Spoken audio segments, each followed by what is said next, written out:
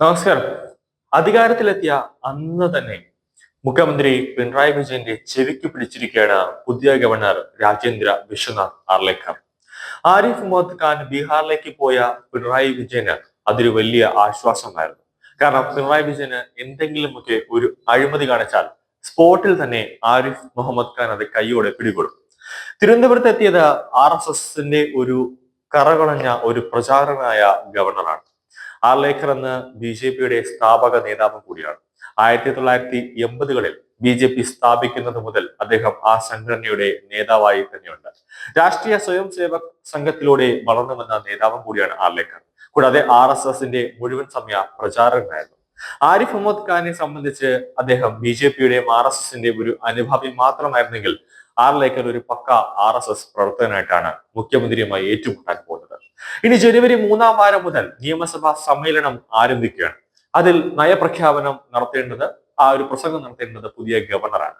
നയപ്രഖ്യാപന പ്രസംഗത്തിൽ തീർച്ചയായും വയനാട് സാമ്പത്തിക മേഖലയിൽ കേന്ദ്രത്തെ കുറ്റം പറഞ്ഞുകൊണ്ട് വലിയ വിമർശനം നയപ്രഖ്യാപനത്തിൽ കേരള സർക്കാർ ഉൾപ്പെടുത്തും. അതെല്ലാം ആർലേക്കർ എങ്ങനെ അതിനെ കാണും എന്ന രീതിയിലാണ് രാഷ്ട്രീയ നിരീക്ഷകർ ഉറ്റുനോക്കുന്നത്.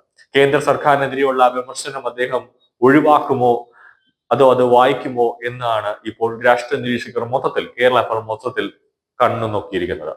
ചുമതല ഏറ്റെടുത്ത ആദ്യ ദിനമായ ഇന്നലെ തന്നെ പുതിയ ഗവർണർ രാജേന്ദ്ര വിശ്വനാഥ് ആർലേക്കർ മുഖ്യമന്ത്രി പിണറായി വിജയൻ ഒന്ന് ചൊറിയാൻ ചെന്നു.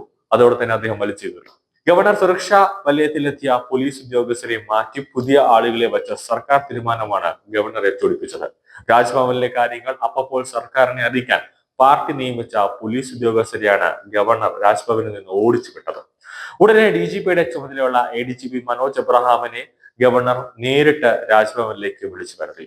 ഗവർണറായിരുന്ന ആരിഫ് മുഹമ്മദ് ഖാന് വിശ്വസ്തനായിരുന്ന ഈ ഉദ്യോഗസ്ഥരെ ഒഴിവാക്കി പകരം സർക്കാരിനും ആഭ്യന്തര വകുപ്പിനും വേണ്ടപ്പെട്ടവരെ രാജ്ഭവനിലേക്ക് നിയോഗിക്കാനുള്ള നീക്കമാണ് ഇതോടെ നടക്കാതെ പോയത്. ഒഴിവാക്കപ്പെട്ടവർ തന്നെയാണ് പരാതി ഗവർണറുടെ സവിധം എത്തിച്ചതെന്നാണ് വിവരം. തുടർന്ന് രാജ്ഭവനിലെ ഉദ്യോഗസ്ഥരുമായി സംസാരിച്ച ഗവർണർ ഈ നീക്കത്തിന് പിന്നിലുള്ള ലക്ഷ്യത്തെ പറ്റിയും ഒരു സംശയത്തിലായി.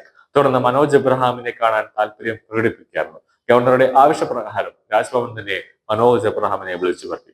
അതായത് ആരിഫ് മുഹമ്മദ് ഖാൻ ഉണ്ടായിരുന്ന സമയത്തും സർക്കാരിന്റെയും ആഭ്യന്തര വകുപ്പിന്റെയും ഇഷ്ടക്കാരായ 2 പോലീസ് ഉദ്യോഗസ്ഥരുടെ രാജ്ഭവനിലേക്ക് നിർത്തുമായിരുന്നു. കാരണം രാജ്ഭവനിലുള്ള ഓരോ നീക്കങ്ങളും എന്താണ് അവിടെ സംഭവിക്കുന്നത്, കേന്ദ്രത്തിലേക്ക് എന്ത് റിപ്പോർട്ടാണ് കൊടുക്കുന്നത് എന്നൊക്കെ ചോർത്തിയെടുത്ത് സർക്കാരിലേക്ക് എത്തിക്കാനുള്ള ഒരു ചാരന്മാരെ പിണറായി സർക്കാർ അവിടെ നിർത്തുമായിരുന്നു. അതായത് പിണറായി സർക്കാരിന് ഇഷ്ടപ്പെട്ട IPS ഉദ്യോഗസ്ഥരുടെ കുറച്ച് ശൃംഗാരന്മാരെ അവിടെ നിർത്തുമായിരുന്നു. ഇതെല്ലാം മുൻകൂട്ടി കണ്ടുകൊണ്ടാണ് ആർലേക്കർ കാര്യം മനസ്സിലായത്. ഇത് പിണറായി വിജയന്റെ ആൾക്കാരാണ്, അല്ലെങ്കിൽ നമ്മുടെ സംസ്ഥാന ആഭ്യന്തര വകുപ്പിന്റെ ആൾക്കാരാണെന്ന് മനസ്സിലാക്കിയ ഉടനെ തന്നെയാണ് ഇവരെ വടിയെടുത്ത് ഓട്ടിച്ചത്.